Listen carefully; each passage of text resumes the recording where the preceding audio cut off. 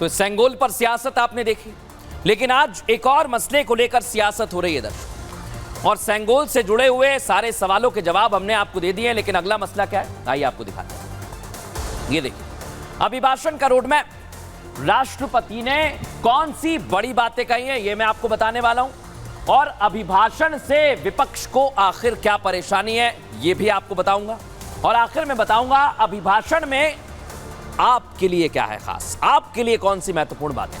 लेकिन आज राष्ट्रपति जब अभिभाषण देने आई, हो सकता है आप में से कई लोगों ने नहीं सुना हो अभी तक, लेकिन क्या खास रहा है आइए आपको बता देता हूं।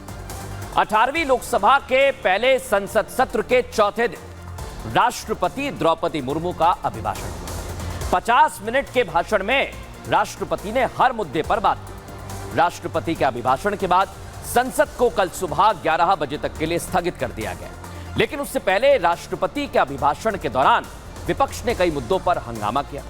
हालांकि राष्ट्रपति के अभिभाषण को लेकर विपक्ष ने पहले ही तंज कसने शुरू कर दिए थे, और जब आज राष्ट्रपति ने संसद में बोलना शुरू किया तो विपक्ष ने अपने पुराने रूप में एक बार फिर जीवित कर दिया और इस पर अपनी रणनीति को फिर साफ कर दिया है। लेकिन अब मैं आपको बताऊंगा, इस दौरान राष्ट्रपति द्रौपदी मुर्मू ने अभिभाषण दिया है, और अब मैं आपको यह बताता हूं कि 6 बड़ी बातें आज राष्ट्रपति ने कही है।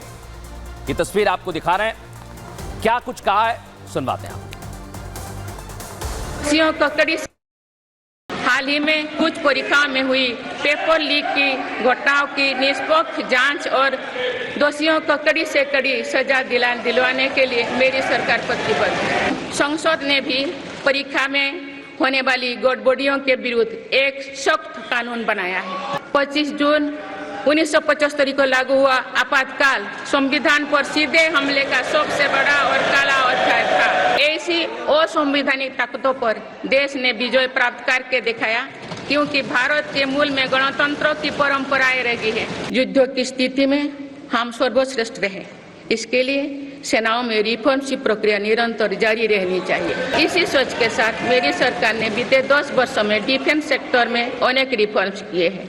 GDS जैसे रिफॉर्म्स ने हमारी सेनाओं को नई मजबूती दी है। मेरी सरकार ने डिफेंस सेक्टर को आत्मनिर्भर बनाने के कई महत्वपूर्ण कदम उठाए हैं। मेरी सरकार के नई कार्यकाल के शुरुआत दिनों से ही किसानों को 20,000 करोड़ रुपया से अधिक की राशि ट्रांसफर की जा चुकी है। सरकार ने खरीफ फसलों के लिए MSP में भी रिकॉर्ड वृद्धि की है। आज का भारत अपनी वर्तमान जरूरतों को ध्यान में रखते हुए अपनी कृषि व्यवस्था में बदलाव कर रहा है। जैसे भारत दलहन और तिलहन में दूसरे देशों पर निर्भरता कम करने के लिए देश के किसानों को हर संभव मदद दे रहे हैं। ये बजट सरकार की दूरगामी नीतियों और फ्यूचरिस्टिक विजन का एक प्रभावी दस्तावेज होगा।